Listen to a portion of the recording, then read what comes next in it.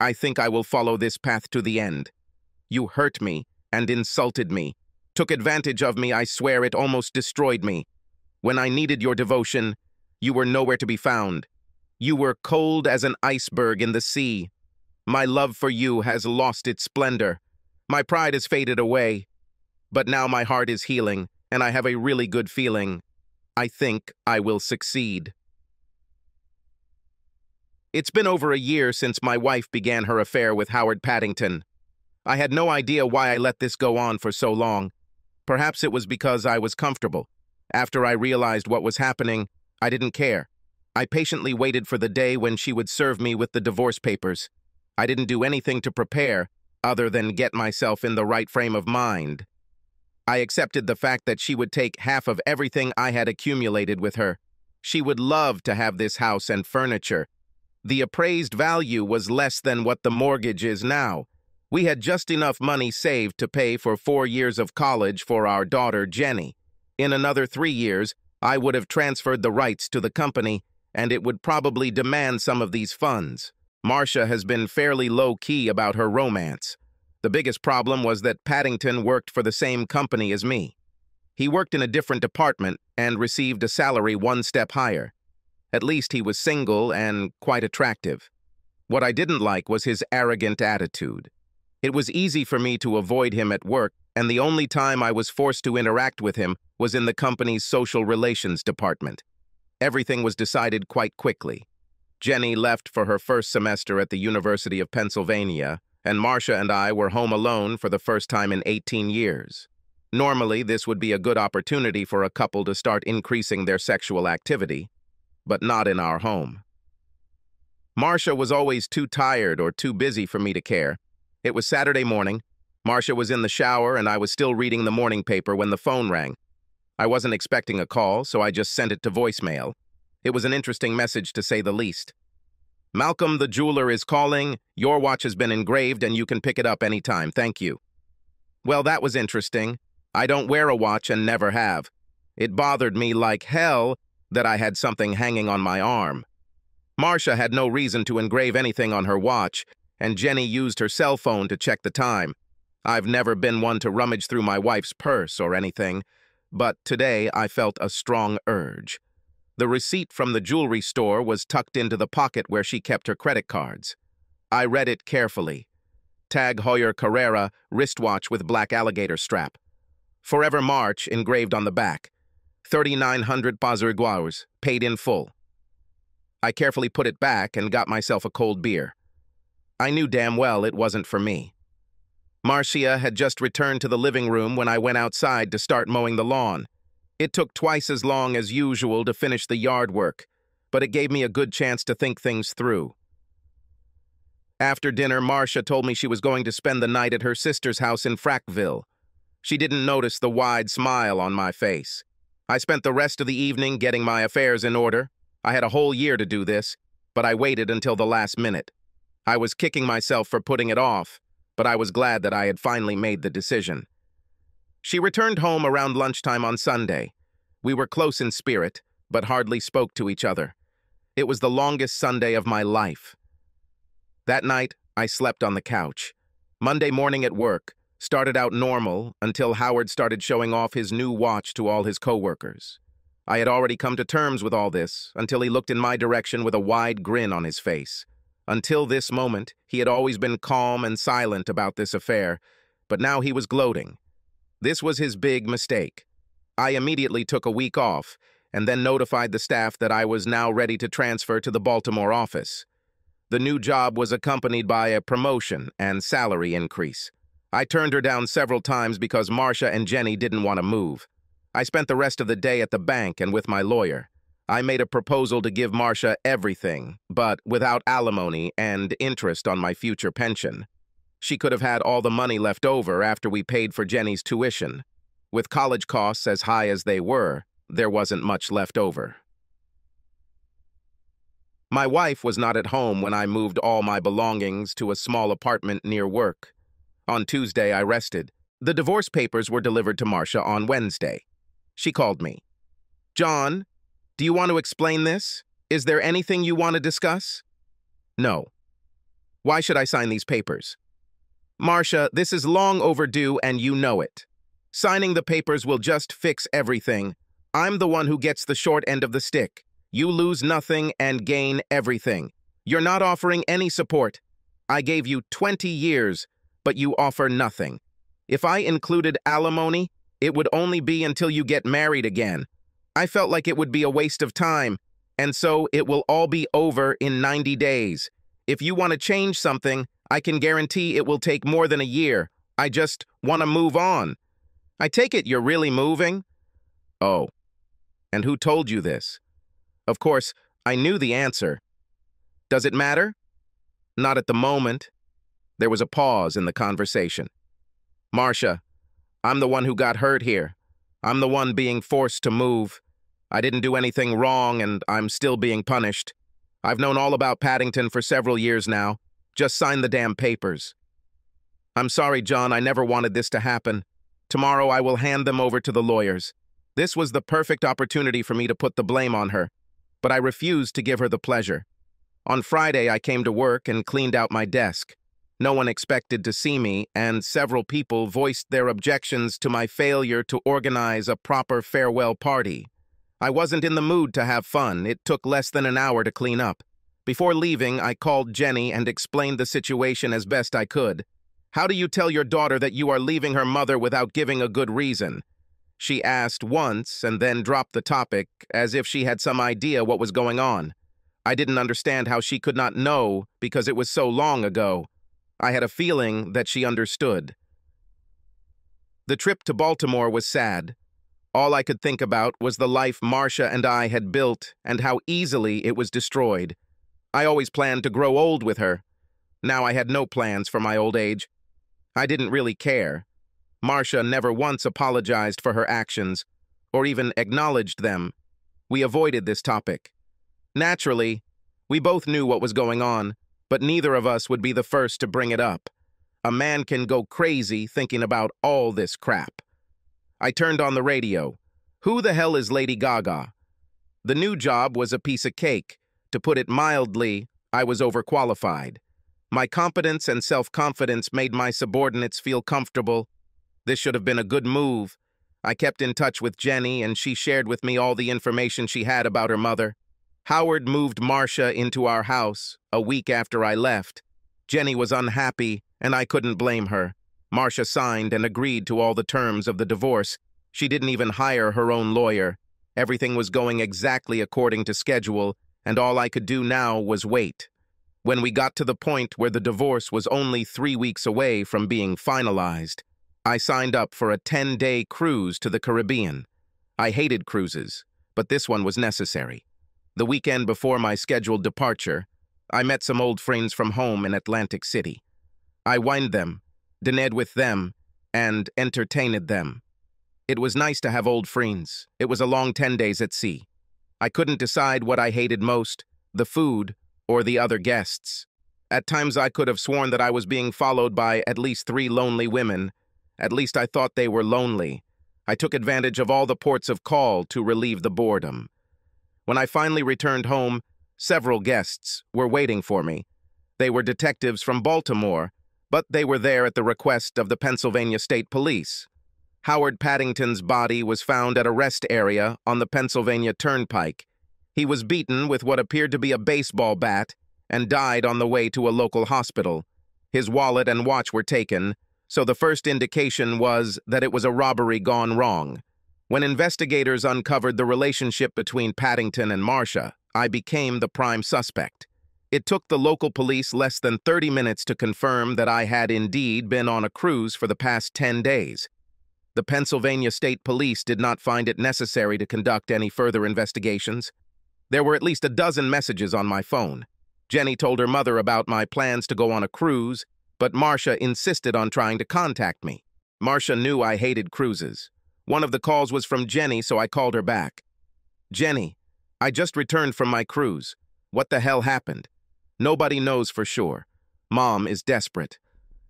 One day, Howard didn't come home from work, and that night he was found on a freeway near Downingtown. He was beaten and died before he could be taken to hospital. When did it happen? Last Thursday. Well, I was in Cancun last Thursday, so it wasn't me. Mom swears you had something to do with this, but there's no evidence to back it up. I just spent a lot of time here with the local police, and they seemed pleased with my story. So why is your mother trying to contact me? She's completely lost. She doesn't have you, and now she's lost Howard.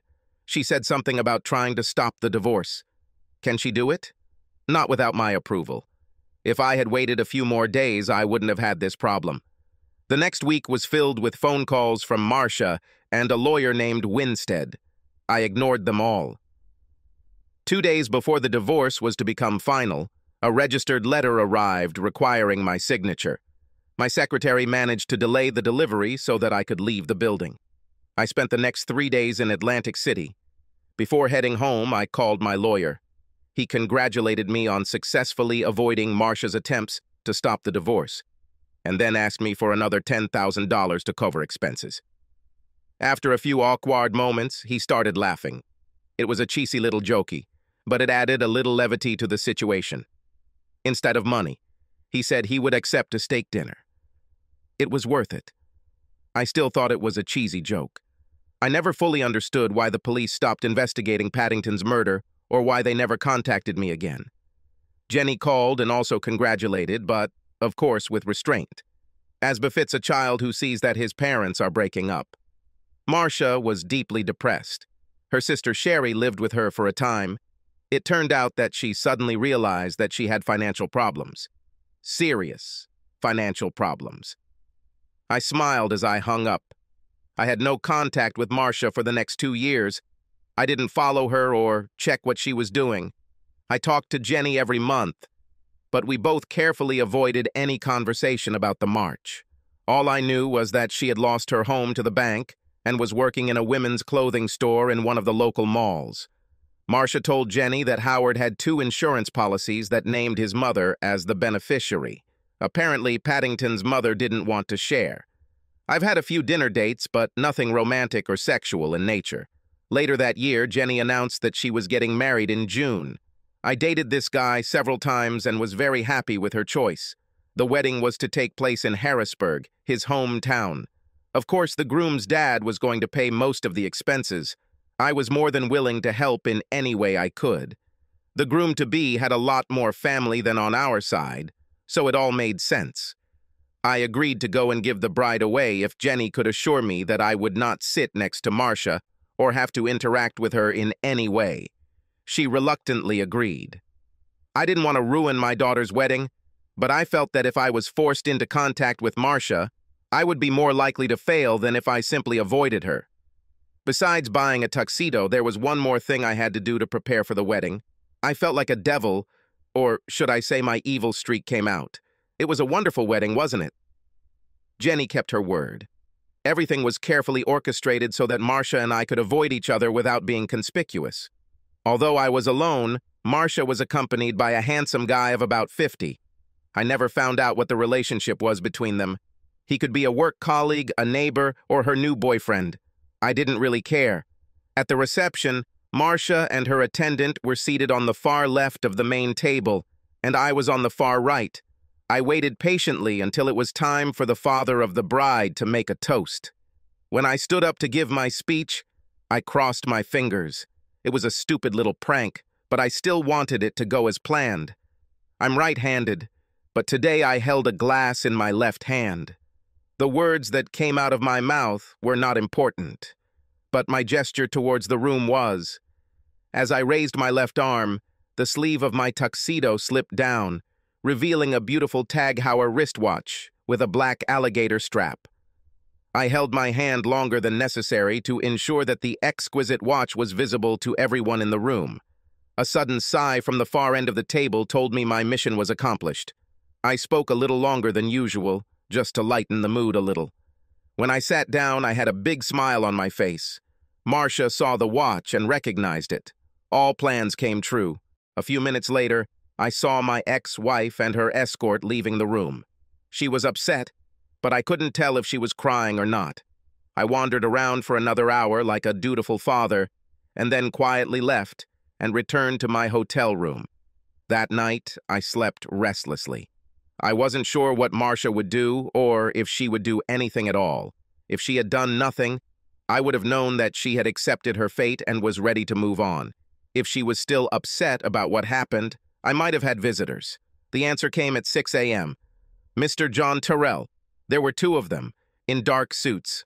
I suddenly had a vision of Will Smith and Tommy Lee Jones in Independence Day. As I answered, I laughed to myself.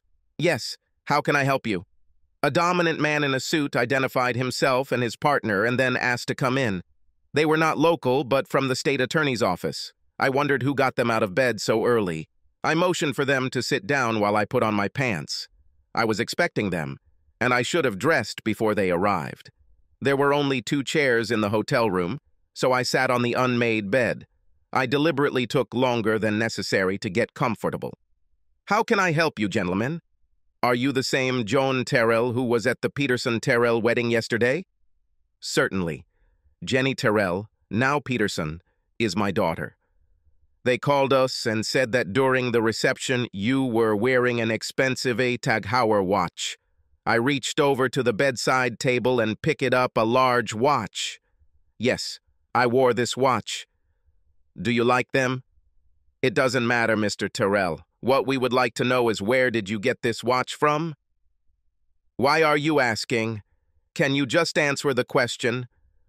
No, you will tell me. Why you want to know where I got it and who told you I had it, and I will answer your questions.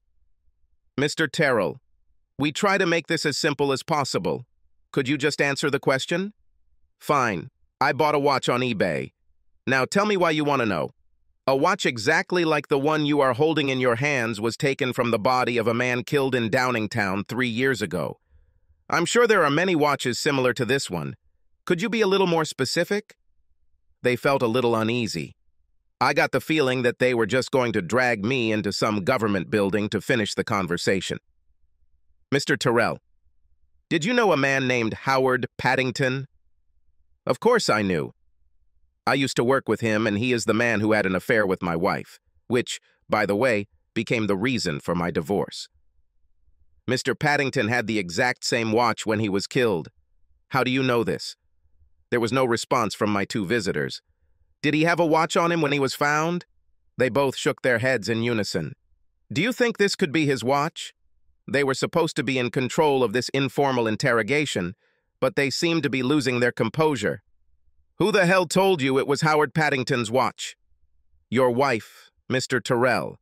Your wife identified the watch. And how did she know it was his watch? There was a slight hesitation. She claimed that she bought them for him. Maybe you should talk to her? There was no answer. That's all? Is that all you need? There is an engraving on the back of the watch that will confirm her statement. Can she prove that she bought this watch? She has a check. Damn it. I also have a receipt. Here, let me show you. They sat quietly while I took a folded piece of paper out of my wallet and handed it to them. The main guy looked at the paper to me. This is from eBay. It says you bought the watch for $49. Yes, but I had to pay another $5 for delivery. You bought a Tag Heuer watch on eBay for $49. Not really. Look carefully at the description. They both looked at the description and didn't notice the wide smile on my face. It says Tig Heuer, not Tag Heuer. Here, look at the clock face. Suit number 2 studied the dial carefully as I handed it to him. He turned to his partner. It says Tig Heuer here. Gentlemen, did my wife buy a Tag Heuer watch for Mr. Paddington, or did she buy a Tag Heuer watch for him? Both of them had a look of disappointment on their faces. Things didn't go as they planned. Can we look at the back of the watch, Mr. Terrell? Do you want to check the engraving? Yes. Do not, you mind? No. Not at all. I handed them the watch so they could look at it at their leisure. I expressed my point of view. I was putting my shirt on when they both stood up to leave.